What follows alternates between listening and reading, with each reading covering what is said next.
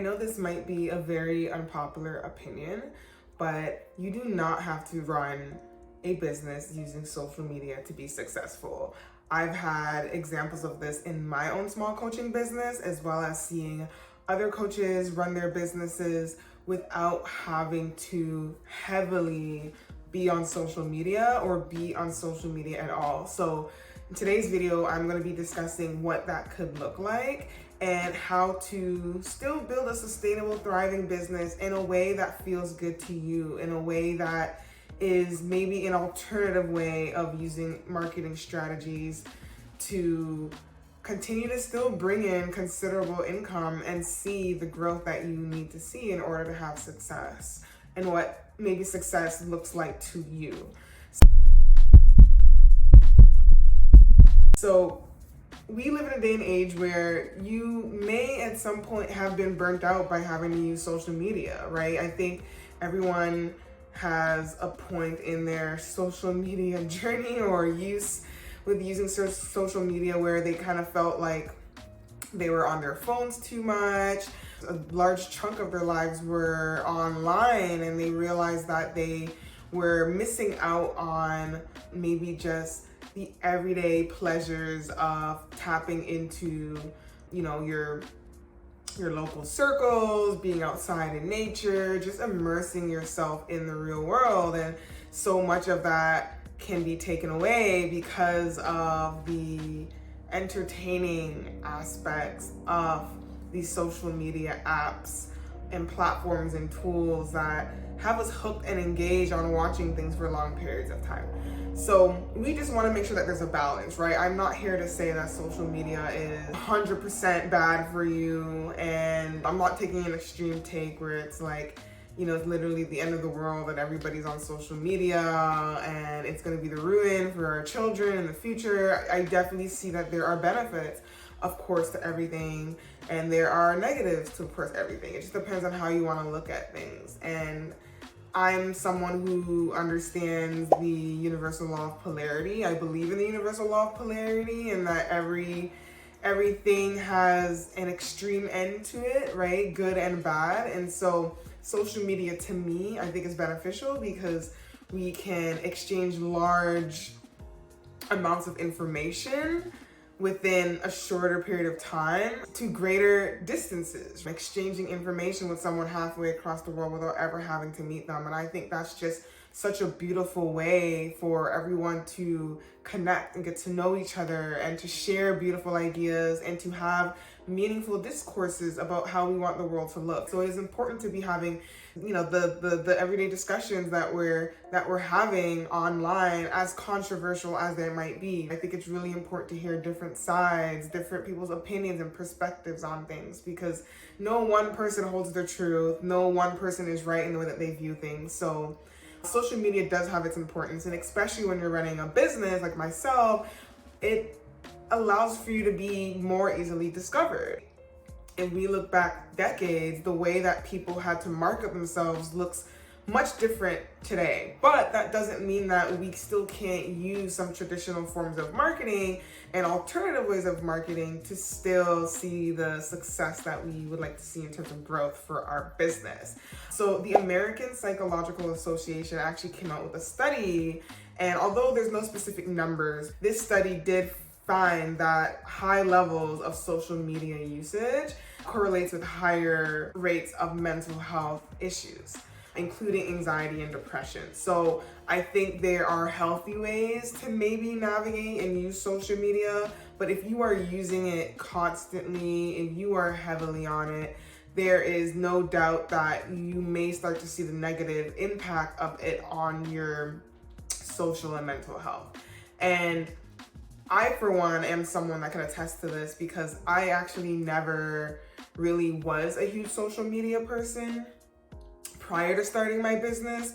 I'm someone that's a bit more private. I know that is really hard to believe because, I create these videos and it may seem like I'm someone who's very much extroverted and very comfortable being in spaces with people that I don't really know, but it's really far from the truth. And I think my passion for teaching has helped me override that maybe uncomfortability that I may have showing up in large spaces, even though that's something that I naturally wouldn't force, like, you find myself doing.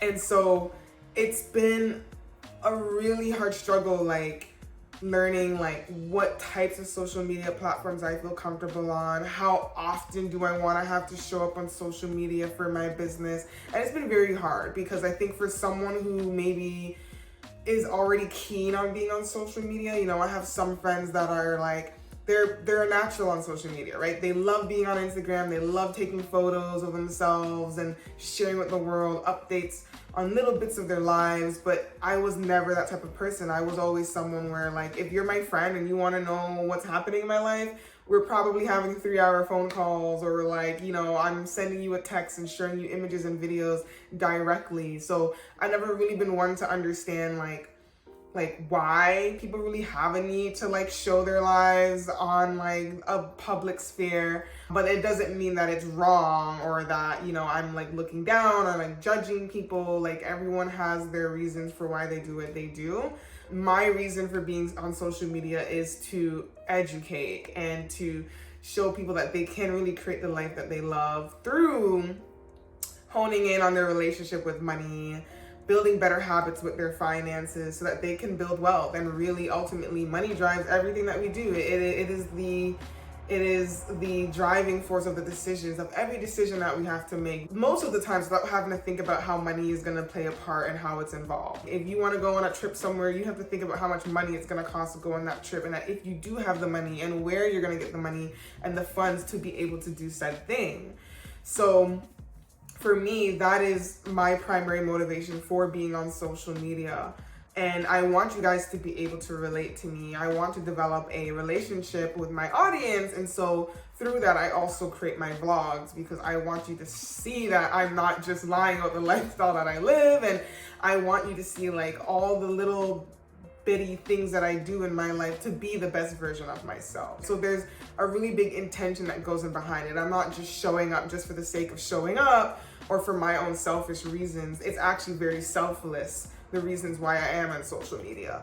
And so I know that there are a lot of people that maybe are similar to me, who maybe are a little more introverted or shy, and like being on social media doesn't come natural or feels natural to them, right? But for whatever reason it may be, they would like to learn how to use it to their benefit and for the benefit of others, or alternative ways of still growing a business and, you know, some sort of means to an end, somewhat navigating through social media or finding alternative ways that are similar to social media in order to market themselves. And so there are a lot of great alternatives, and so we're going to get into it right now. The first one that I think is tried and true, and something that, a way that I actually wanted to start my business and didn't, because I eventually hired a coach that sort of took me down a different road and took me down the Instagram sort of direction, but blogging. Blogging is something that I think still works. I always have this understanding that like we're living in a very like video heavy age, you know, with reels and short form video content, even just with YouTube, even if it's long form video. People just love to watch things more nowadays than read. And I'm pretty sure there is probably some stat on this, but I always kind of felt like blogging was sort of like a dying marketing strategy, because a lot of people, like, yes, people still do read, don't get me wrong. I'm an avid reader, you can see all the books behind me, but I think a preferred way of taking in content nowadays is through video and is more preferred. But I am completely wrong, because there are actually 600 million blogs globally. That is crazy to think about, right? So it does showcase that there is a large and engaged readership, because to have a blog, not only is someone writing and putting it out there on the internet, but you also have to have readers reading the blogs in order for them to be successful. So people are definitely still reading blog articles. That's a given. And companies that actually produce blog posts, on average, have 67% more leads monthly. So you tend to have more leads for your business with the blog than without. So even if blogging isn't the only thing you do, it's definitely something that you want to add to your marketing strategy. And obviously it depends what niche you're in. Food and finance blogs tend to do really well, especially if you're on your website, you have opportunities for affiliate marketing and ads. It can do really good. And also, your blog doesn't have to be that long. So studies have shown that blog articles that range around the 2,500 word mark actually perform the best. So I think I always had that idea that like a blog has to be super long. Sometimes I've read really good blogs that are like a research paper, and I always kind of had this hesitation to start blogging because I felt like all my blogs had to be a research paper. And then when I realized that a blog really just has to have a substantial amount of valuable information told in a really creative way that's going to compel people to take action, that's really all that's necessary, right? And that could be done in 500 words, and it could be done in 10,000 words. It's really up to you and how good you are at storytelling and really speaking to your audience's pain points. So it's very far from a dying industry, and I would say one thing to also keep in mind when it comes to blogging is that it's really powered by SEO and search engines. So unlike some other social media apps where it's sort of just a feed is shown to you based on what you're watching, with blogs, it's a lot more intentional because people have to be typing in what your blog article is about in order to see it being ranked and eventually to be able to click on it and get access to your website. So I think there's a lot more intention going into blogging, and it's far more valuable because the people that come across your site were intentionally looking for it. And blogging, really, it's up to you. You can have certain blogs that, you can have a video, you can have an audio sort of link connected to it, but blogging is strictly just supposed to be words. So if you're someone who's worried about having to like show your face all the time, and you can get really drained by doing that and having to constantly show up and be on, blogging can be such a great way to still create marketing content for those who are a bit more shy or introverted and don't always want to feel like they have to be active and on in terms of visually showing up. And so it's funny because this is sort of ironically what I've come back to after 3 years in my business. When I first started my business, I had a little bit of the YouTube and blogging going on, and then I had ended up hiring a Instagram coach because I felt like that's where I had to be to grow my business. And then I started growing up my business on Instagram, and I eventually got really burnt out from that because Instagram isn't something naturally that I like to be on and want to be on. And I felt like I was growing even more resentful of my business as time went on because I felt like I had to be on a platform that just didn't feel in alignment to me. And so now that I took a year off of my business, and then another year I was working for an agency and was kind of getting back into marketing and was looking more for like marketing roles outside of my business. But now that I'm thinking of taking my business more serious again, and I'm really clear on how I want to show up, it's so funny that now I've come back to blogging and doing something that I wanted to do all along. So definitely stay true to yourself. You know yourself best. If you're not so much of a social media person, I know it seems so tempting to be on TikTok, to be on Instagram, because those are the platforms that are driving immense growth for people. But I promise you, the growth is not worth it if you're eventually just gonna get burnt out and resent your business and want to do away with your business altogether, right? Like everyone has their gifts, their strengths, and what they're good at, and what platform will be good for them based on their personality. And you can still just be as successful as someone on TikTok by just only running a blog. There are people running blogs that are making thousands and thousands of dollars per month. So do not be deterred or discouraged because you feel like blogging is all you really want to do. Go ahead and continue blogging. Then number 2, I would say, is referrals. So this is sort of like a traditional way of marketing, right? And if we think about marketing before modern day technology kind of stepped in, this is the OG way of how people spread the word about their business. It was through people in their local area visiting, whether it was a physical store or some kind of telecommunications type of service. But regardless, people would spread the word about this business that was valuable to them and that they wanted other people to know about. And it's the same thing that you can do in this day and age. Word of mouth. Ask family and friends to spread the word about your business and what you're doing. And that is how you can start to get fresh leads and a new customer base. And I would say referrals is dealing with everyday people in real life. in your local premises or nearby areas. So, ideas of like going door to door is a prime example of how you can eventually find referrals, because if you're just knocking on neighbors' doors, telling them about yourself and your service and your business, you're leaving them some cards or information, they can definitely take that information and share it with their family and friends. And that is sort of how more word goes around about the work that you're doing. So do not knock old traditional forms of marketing, because they still work. I think it depends on what profession you're in. Definitely real estate agents still do this. I've seen posts of real estate agents still going door to door and knocking in their neighborhood about their services. And sometimes that's really the best way to do it, like to bootstrap it from the ground up. And I honestly also think it's a lot more meaningful getting to know people in that way versus just like on a screen. I think I am probably more likely to want to work with someone that I've met versus meeting someone online that I'll probably never have the chance to meet in person.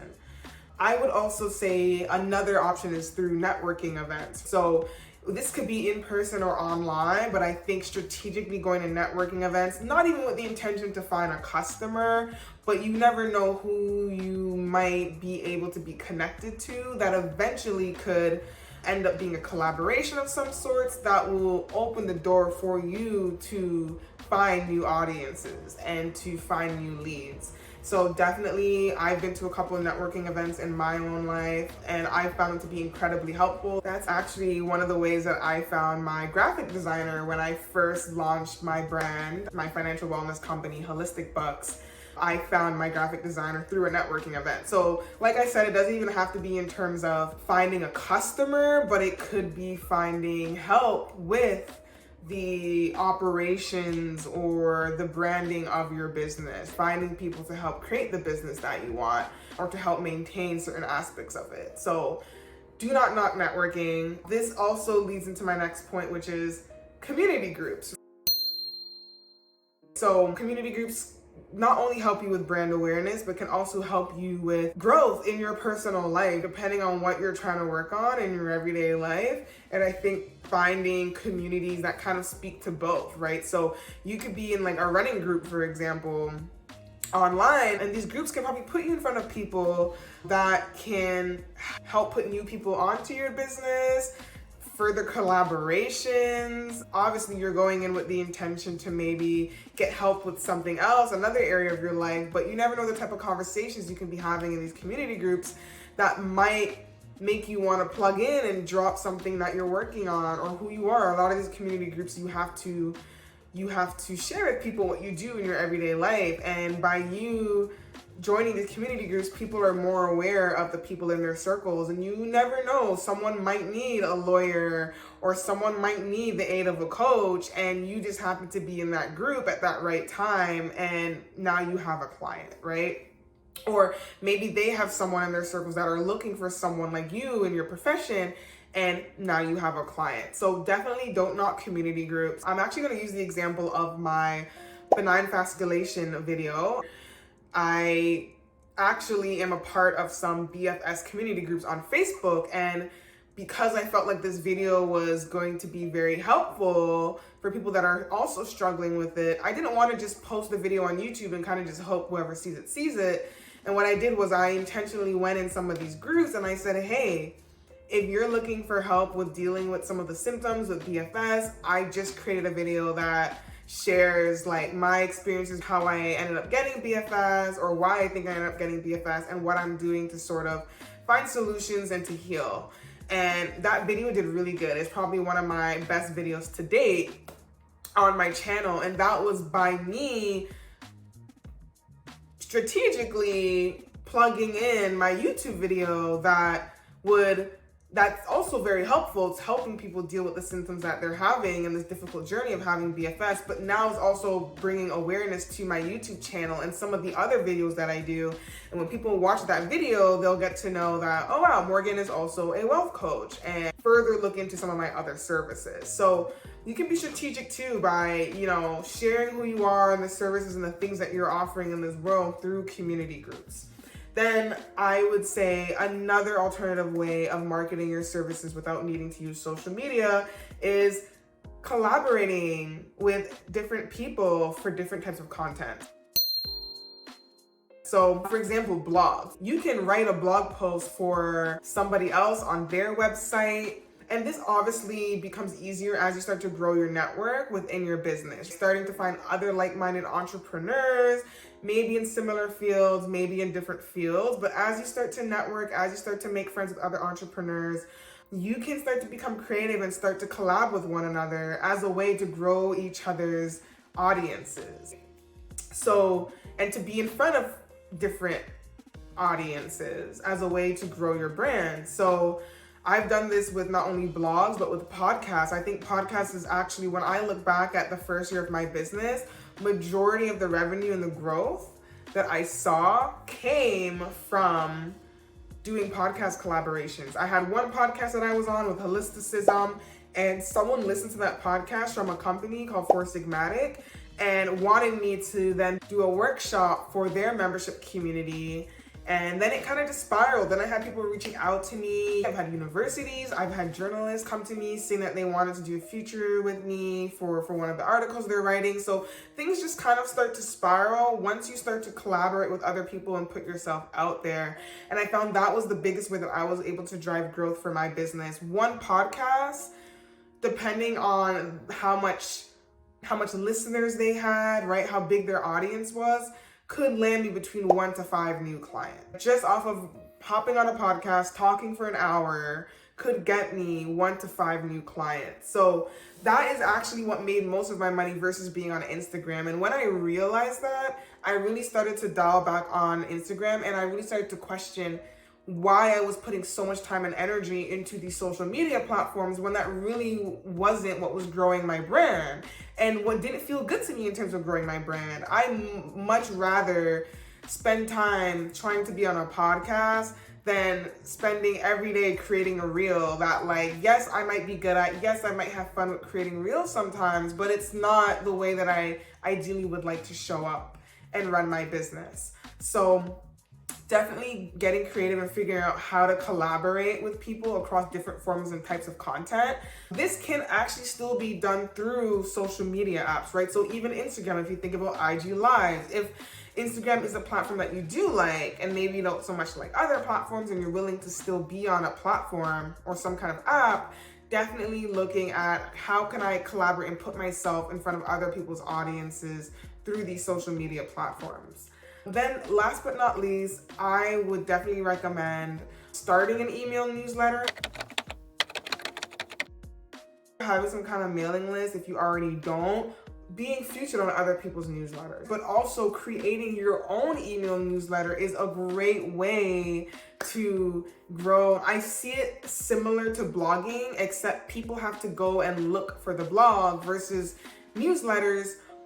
You kind of have to go and find people and ask them and to join your mailing list. And once they do, then you're kind of bringing the blog to them. So it's sort of the other way around. You're delivering it directly to them instead of someone having to search and just happenstance find it. And there are ways to create paid newsletters. So you can have a free newsletter subscription where you're providing really valuable information to an audience. And eventually you can deep dive even further and create sort of like a price point on it for people to access more valuable information, but for a low paid cost. And there are ways within email newsletters to have a referral system. So people that are reading a newsletter, I'm pretty sure you're actually probably already subscribed to one, a newsletter where if you share the newsletter with friends and family, you get rewarded. So I think email newsletters, I think, is an alternative way of marketing. I think it's becoming more and more popular, especially for people who do heavily rely on email marketing already, but definitely something you want to look at. If you're already maybe blogging or you're trying to move away from having to grow a lot more on social media, having an email newsletter can be a great replacement marketing strategy to have. So I just want to preface and say before I wrap this up that if you really need to be on social media, just looking at less intensive platforms. So that's kind of like where I'm at right now. I didn't want to like completely remove myself from social media because there were still certain aspects of social media that I actually eventually grew to love. So for myself, I realized that I really like creating long form content. And so when I would do my IG lives on my Instagram, that was something that I actually really liked to do and I got really comfortable with. And so I wanted to figure out a way to still do that, but without having to be on Instagram. And so that's kind of how, ironically, I came back full circle to YouTube. Multiple reasons why I chose YouTube, but one of the biggest reasons is that it is a search engine. So same with blogging, people have to intentionally kind of type into the search box what they're looking for. There is, of course, more of like a feed now, and YouTube can suggest videos for you to watch, and they have the YouTube short section.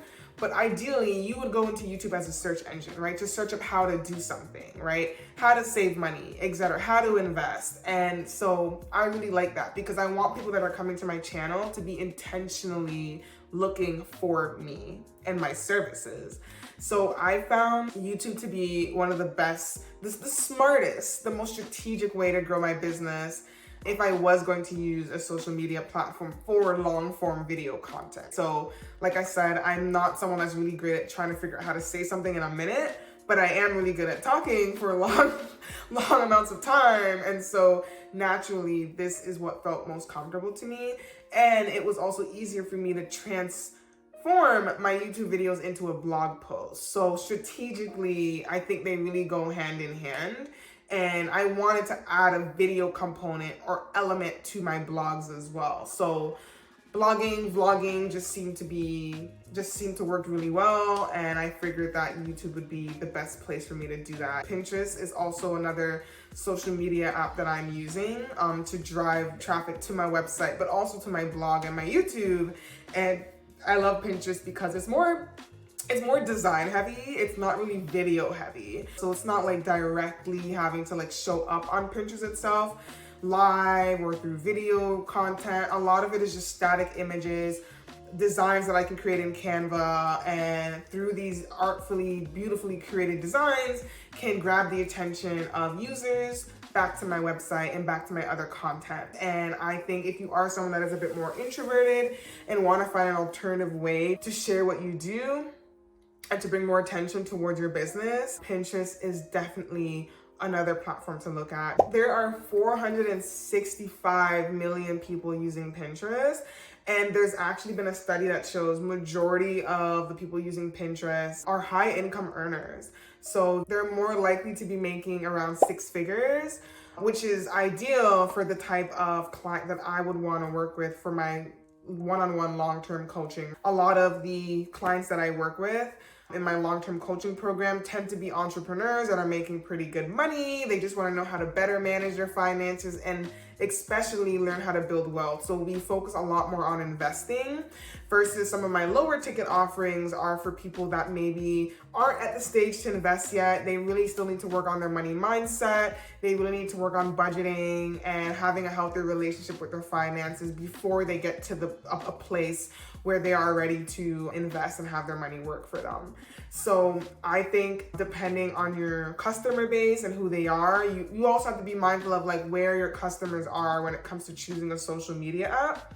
So I'm mindful that, Pinterest would work great for me because it has my ideal client. That's probably most likely where my ideal client would be, as well as on YouTube. Also, even LinkedIn could be a really great platform to be on too, if you are a bit more introverted or you are not someone who likes, the other forms of social media that are extremely popular, like the Instagram and the TikTok. If that's not for you, I would say definitely looking at some of these other platforms as ways to grow your business. And of course, you have the option to not be on any of these platforms at all. That is totally up to you. But I just want people to really understand that you have the ability to run your business in a way that feels in alignment to you without having to compromise growth and success, and to feel financially stable. These are all still great marketing strategies that people use every day for their business, and they are seeing tremendous results. As well as for myself, I grew close to a 6-figure business through partnering with other people, collabs, blog collabs, podcast collabs, and doing workshops, speaking events. I found that is what helped grow my business more than ever. And it wasn't actually through Instagram. I would say for every 10 clients that came through my door, I would say one of them came through a social media platform. So that just goes to show you, everyone's business is going to be different. Some people would say the opposite, but that's what worked for me and that's what felt good to me.